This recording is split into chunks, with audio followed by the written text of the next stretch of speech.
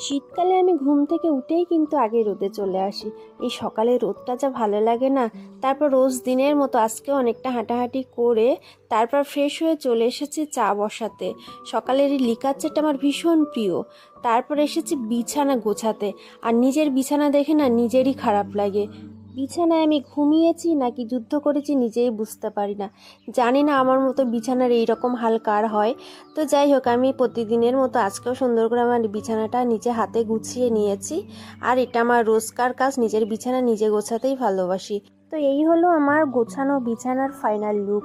দেখতে কত ভালো লাগছে।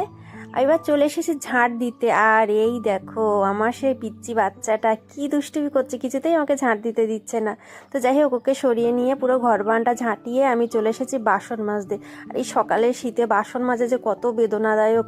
তারপরে আছে আবার এই মাছগুলো, এগুলোও সব আমাকে একে একে কাটতে হবে।